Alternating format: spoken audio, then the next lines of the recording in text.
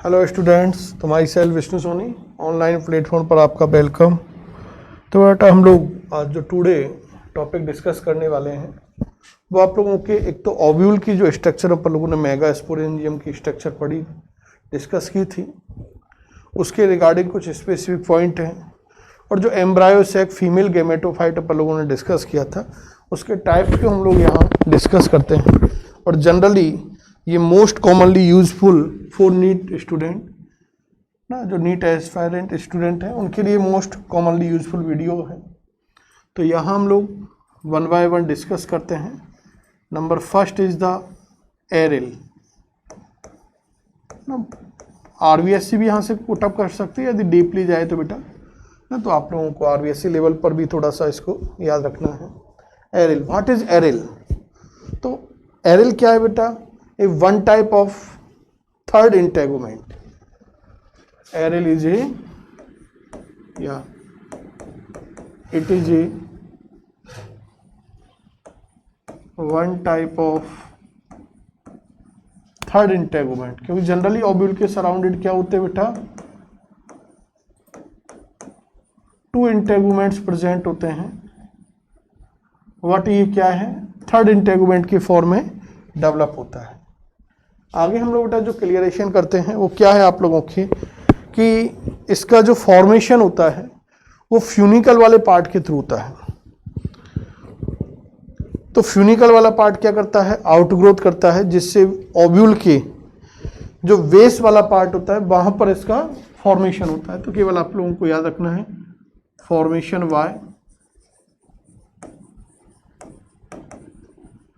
Formation Y, outgrowth of funicle है। तो funicle के थ्रू होता है ऑन द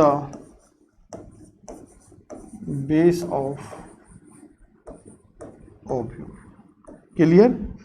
एग्जाम्पल की हम लोग बेटा बात करें तो इसका एक मोस्ट कॉमन एग्जाम्पल तो आपको लीची याद रखना है। क्या है? लीची। और सेकंड एग्जाम्पल की यदि हम लोग बात करते हैं तो मेरिस्टिका।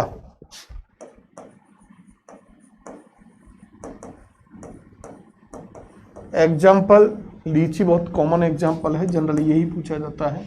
और ये आप लोगों को याद रखना है कि क्या है? थर्ड टाइप का इंटेगुमेंट्स है जिसका फॉर्मेशन ओव्यूल के बेस वाले पार्ट पर वाई आउटग्रोथ ऑफ फ्यूनिकल के थ्रू होता है। बस इतना ही इसके बारे में हमें इंफॉर्मेशन सफिशिएंट है, क्योंकि नीट में अभी तक इनके अलावा कोई इंफॉर्मेशन पुटअप नहीं हुई है। नेक्स्ट बेटा हम लोग जो सेकंड टर्मिनोलॉजी हम लोग डिस्कस करते हैं वो आपके एरिलोड। What is एरिलोड?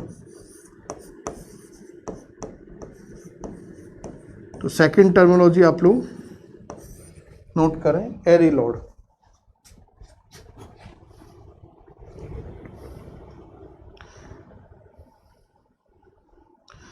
तो एरिलोड क्या है बेटा? कि जो आउटर इंटेगुमेंट होता है,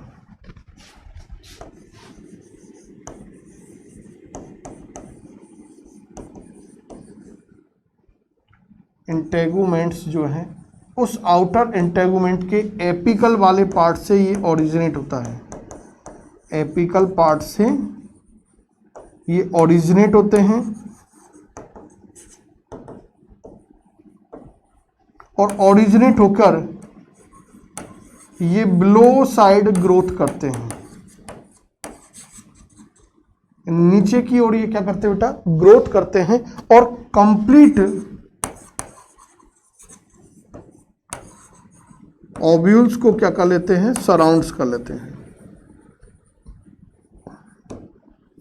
तो these structure is known as arillode. Clear? Outer integument का एपिकल वाला पार्ट से ओरिजिनेट होते हैं, यानी एरिलोड का फॉर्मेशन याद रखना किससे? आउटर इंटेगुमेंट से। यदि एरिल की बात करें तो फ्यूनिकल से, है ना, फॉर्मेशन या ओरिजिन की बात कर रहे हैं। तो ओरिजिनेट होकर ये बिलो साइड में ग्रोथ करता है, जिससे कंप्लीट ओव्यूल को ये क्या कर लेता है? सराउंड कर लेता है। और मैग्नोलिएसी फैमिली के अंदर इस टाइप की स्ट्रक्चर प्रेजेंट होती हैं। तो एग्जाम्पल आपके क्या मेंशन करना है? मैग्नोलिएसी फैमिली। मैग्नोलिया हम लोगों ने माइक्रोस्पोर टेट्राड के अंदर क्रॉस्ड या डेकोसिड के अंदर डिस्कस किया था। तो ये है तो सेकंड नीट लेवल पर आपके इंपॉर्टेंट है arillode. What is arillode? Next हम लोग डिस्कस करते बेटा आपके सार्कोटेस्टा। What is sarcotesta? तो थर्ड टर्मिनोलॉजी इज द सार्कोटेस्टा।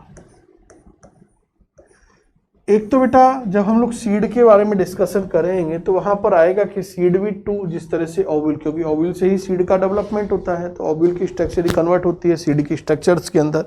तो वहां हम लोग डिस्कशन करेंगे, क्या डिस्कशन लेंगे हम लोग वहां पर कि जो ओव्यूल का सराउंडेड जो टू इंटेगुमेंट है, outer integument and inner integument, वही सीड कोट के अंदर कन्वर्ट होते हैं, outer seed coat and inner seed coat. Outer seed coat is known as testa. Clear? तो बस आपको याद रखना है टेस्टा इट मींस आउटर की बात कर रहे हैं, क्योंकि आउटर सीड कोट की बात की जा रही है, टेस्टा उसके लिए यूज करते हैं। तो यहां आउटर इंटेगुमेंट, ये केवल एक माइंड में लाने के लिए बेटा, और इसी से आप लोग याद रख सकते हो इन चीज़ों को, क्योंकि कन्फ्यूजन वाले पॉइंट्स हैं, कन्फ्यूज हो जाते हैं। तो जहाँ तक कोशिश अपन लोगों की में भी बनती है तो हम लोग उसको ट्रिकी कुछ ना कुछ आइडिया अपन लोग निकालते हैं। तो टेस्टा से आपको यदि ये टर्म नज़र आती है तो आपको इसके अंदर की बात कुछ नहीं याद रखनी, केवल टर्म से ही आप लोग उसकी इंफॉर्मेशन ले सकते हो। क्लियर? तो और सार को यानी स्वेल की बात कर रहे हैं, स्वेलन कंडीशन की बात कर रहा है। It means when outer integument क्या हो जाए, स्वेल होकर फ्लैसी हो जाए। आउटर इंटेगुमेंट स्वेल होने के बाद क्या हो जाए, फ्लैसी हो जाता है। तो इसी कंडीशन को क्या कहा जाता है बेटा, सार्कोटेस्टा। क्योंकि आपको बता दिया बेटा जनरली नीट लेवल के इंपॉर्टेंट पॉइंट्स हैं आपके, बोर्ड लेवल पर बहुत रेयर केसेज होते हैं जहां से इनके बारे में क्वेश्चन पुटअप करते हैं। पेपर का स्टैंडर्ड यदि बढ़ा दिया जाए तो वो बात अलग है, लेकिन नीट वाले एस्पायरेंट जो स्टूडेंट हैं, नीट एस्पायरेंट, तो उनको तो बहुत अच्छी तरह से इसको कंफर्म करना है, क्लियर करना है। क्लियर? तो व्हाट इज सार्कोटेस्टा? तो आउटर इंटेगुमेंट स्वेल होने के बाद क्या होता है, फ्लैसी हो जाता है, और इसे ही क्या बोलते हैं, सार्कोटेस्टा बोलते हैं। और इसका भी एग्जाम्पल जो है आपकी मैग्नोलिएसी फैमिली है, मैग्नोलिएसी फैमिली। और मैग्नोलिएसी फैमिली के अंदर एक specific plant Magnolia. Clear? Confirm हो गया? बढ़े आगे? चलो नेक्स्ट टर्मोलॉजी की बात करते हैं। What is operculum? एक टर्म और आती है, नीट लेवल पर इंपॉर्टेंट है, बार बार हम लोग बोलते चले, नीट रिगार्डिंग अच्छे पॉइंट है। अपरक्यूलम, व्हाट इज अपरक्यूलम?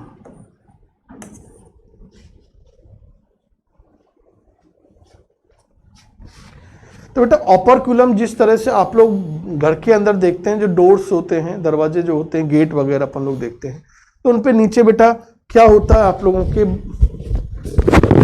लगा रहता है ना, स्टॉपर रहता है ना, स्टॉपर। तो ये स्टॉपर लाइक स्ट्रक्चर है, ब्रेक नुमा स्ट्रक्चर है। ब्रेक लाइक क्या होती है, स्ट्रक्चर होती है जो माइक्रोपाइल वाला रीजन है वहां पर लोकेटेड होती है। तो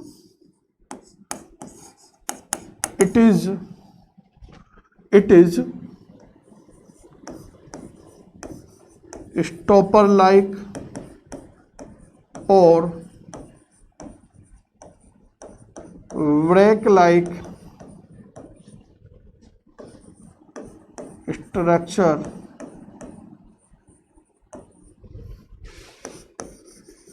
that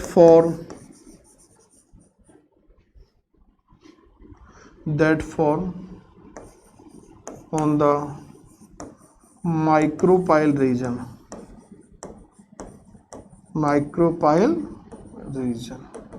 क्लियर? आगे यदि हम लोग इसके एग्जाम्पल की बेटा बात करते हैं तो इसका जो मोस्ट कॉमन एग्जाम्पल है, और इसका यदि हम लोग बेटा फॉर्मेशन भी देख सकते हैं, फॉर्मेशन जो होता है वो इनर इंटेगुमेंट से होता है, formation by inner integuments. Example की यदि हम लोग बात करते हैं तो लेमनी आपके क्या है, लेमनेसी फैमिली होती है, लेमना पिस्टिया जो आते हैं एक्वेटिक प्लांट, तो लेमनेसी फैमिली, लेमनेसी फैमिली के अंदर ये operculum stopper break like structure micropyle region पर क्या होती है बेटा, फॉर्म होती है। क्लियर, आगे डिस्कस करें। चलो नेक्स्ट टर्मिनोलॉजी पर बढ़ते हैं अपन लोग, और वो हम लोग देखते हैं what is caruncle. Fifth, what is caruncle, uncle नहीं, क्रैंकल, है ना। इसके अंदर हम लोग बात करते हैं कि इसका जो फॉर्मेशन होता है बेटा, जो आउटर इंटेगुमेंट्स होता है उसकी जो एपिकल सेल होती है उनके लेंथ में बढ़ने से होता है। इसका जो फॉर्मेशन होगा वाई आउटर इंटेगुमेंट की जो एपिकल सेल होंगी उन सेल के क्या होगा, लेंथ में बढ़ने से होता है। यदि वो सेल लेंथ में बढ़ जाती है तो क्रैंकल लाइक स्ट्रक्चर क्या हो जाता है बेटा, फॉर्मेशन होता है। और यदि एग्जाम्पल की बात करें तो कैस्टर याद रख लेना है ना, एग्जाम्पल क्या है, कैस्टर। ये कुछ आप लोगों के ओव्यूल से रिलेटेड हम लोगों ने सम स्पेसिफिक टर्मोलॉजी डिस्कस की है बेटा। आगे आप लोगों के हम लोग जो नेक्स्ट टॉपिक हम लोग यहाँ डिस्कस करने वाले हैं वो आपके types of एम्ब्रायोसेक, types of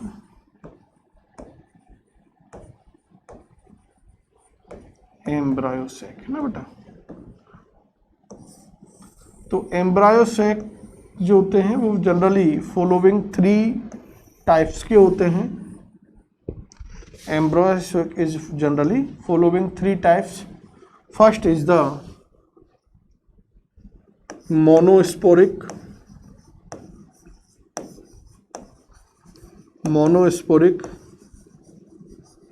एम्ब्रायोसेक। Second is the bisporic,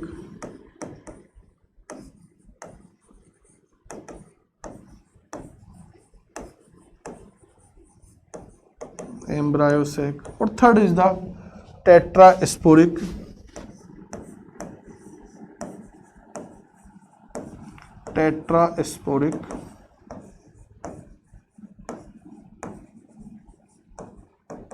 एम्ब्रायोसेक।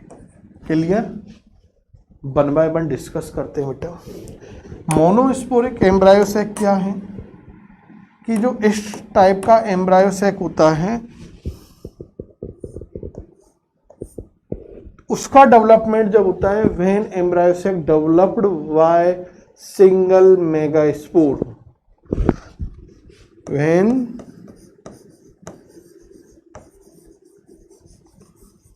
एम्ब्रायोसेक developed by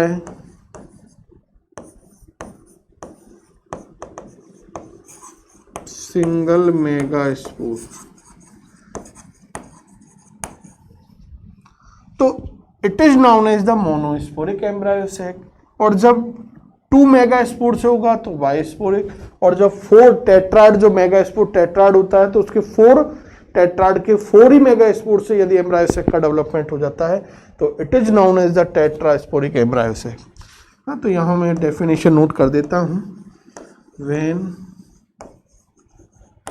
एम्ब्रायोसेक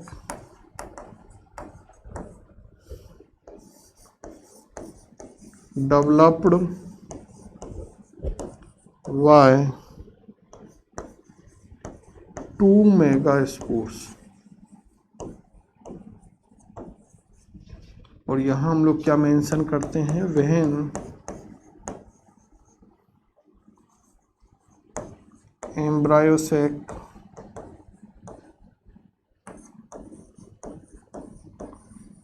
developed bye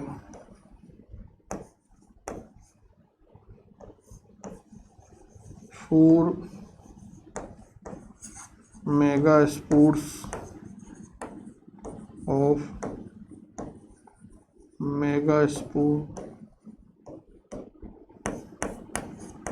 tetrad. Clear? Any कोई प्रॉब्लम बेटा? आगे बढ़े।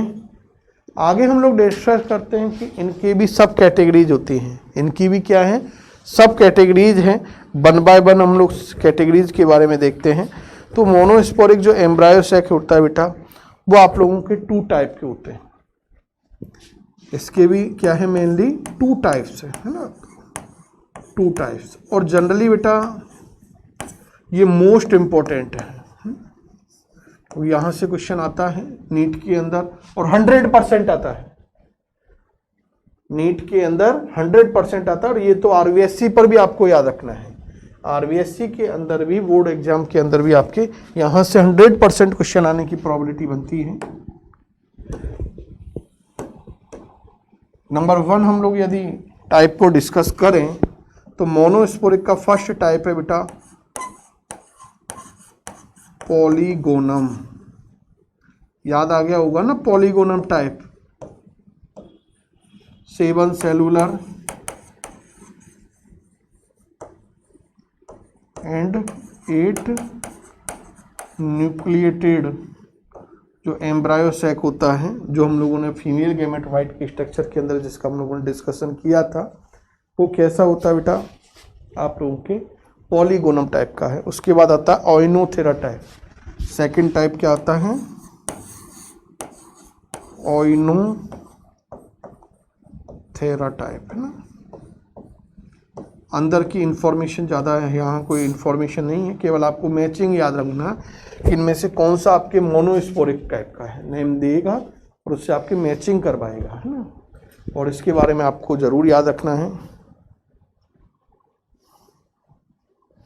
आगे हम लोग बेटा सेकंड टाइप बाइस्पोरिक की बात करें तो बाइस्पोरिक एम्ब्रायो सैक की यदि हम लोग बात करते हैं तो इसके अंदर भी जनरली क्या होते हैं बेटा? आप लोगों के 2 टाइप्स आते हैं। फर्स्ट इज द, इसके अंदर भी क्या है? 2 टाइप्स होते हैं। First is the Allium type. First type क्या बेटा? Allium type. और second is the Endymion type. Endymion type. Clear? तो ये याद रखना बेटा आपको, है ना। एक एलियम और एक एंडेमियम टाइप होता है बाइस्पोरिक के अंदर। और जो टेट्रास्पोरिक है इसके अंदर मेनी टाइप्स होते हैं। कोई ऐसा फिक्स नहीं है नंबर की, मेनी टाइप्स कि क्या होते हैं? एम्ब्रायो सैक होते हैं। तो ये आप लोगों को याद रखना बेटा। क्लियर? तो ये मेनली हमें मोनोस्पोरिक, केवल एक तो डेफिनेशन तो इम्पोर्टेंट है ना, इनसे यहाँ से आपसे क्वेश्चन पुटअप किए जा सकते हैं। तो ये आप लोगों को डिस्कस करना है। आगे हम लोग बेटा यहाँ मेनी टाइप की बात कर रहे हैं तो उसमें मेनी टाइप्स के अंदर यदि कुछ टाइप है, जैसे एडोक्सा टाइप, है ना। मैं मेंशन कर देता हूँ कुछ टाइप को, सम टाइप्स को। एडोक्सा टाइप, और एडोक्सा टाइप जो एम्ब्रायो सैक होगा वो 8 न्यूक्लिएटेड होता है। कैसा होता है बेटा? 8 न्यूक्लिएटेड होता है। यदि हम लोग सेकंड टाइप की बात करें तो वो है आप लोगों के ड्रूसा टाइप।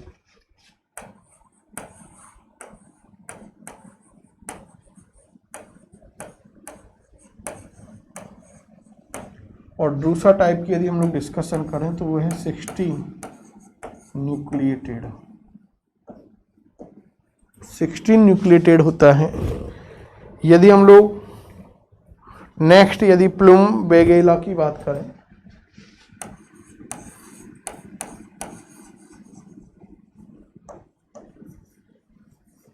प्लूम वेगेला के टाइप की बात करें तो ये आप लोगों के बेटा होता है 16 न्यूक्लिएटेड।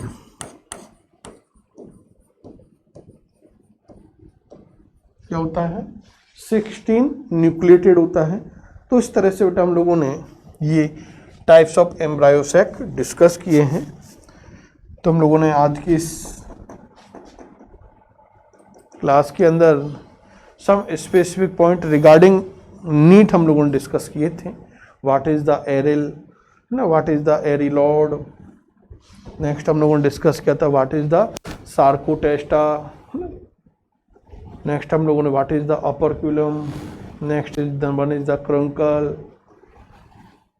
एक आप लोगों को पेरिस्पर्म वगैरह हम लोगों ने पहले ही डिस्कस करा दिए हैं ना, तो मेंशन कर सकते हैं यहाँ पर अपन लोग 6 नंबर पे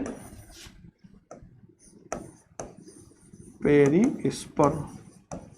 तो व्हाट इज पेरिस्पर्म, तो हम लोगों ने देखा था कि जनरली जो ओव्यूल के अंदर न्यूक्लियस वाला पार्ट होता है वो at the time of seed formation degenerate हो जाता है, लेकिन सम प्लांट जैसे ब्लैक पेपर के अंदर हम लोगों ने देखा था वो क्या हो जाता है, रिमेन रह जाता है, और it is known as the perisperm.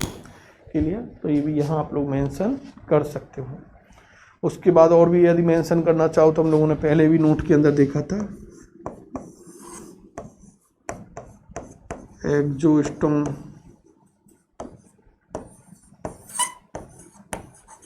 एंडोस्टोम देखा था ना, माइक्रोपाइल का वाले पार्ट के अंदर है ना, लास्ट नोटों के अंदर देखना इस चीज़ को। तो ये आपको एक साथ इम्पोर्टेंट पॉइंट्स हैं तो आपको याद रखना, क्योंकि नीट में यहाँ से क्वेश्चन 100% एक जनरली हम लोग देखते हैं 2 से 3 साल के अंदर यदि आप पेपर उठाओगे तो एक क्वेश्चन आज के इस वीडियो से आपको 100% नज़र आएगा ना। तो नीट एस्पायरेंट के लिए बार बार बोल रहे हैं, बहुत अच्छा ये वीडियो है, यूजफुल वीडियो है, तो इसको बहुत अच्छी तरह से आप लोग प्रिपेयर करना। Thank you, good bye.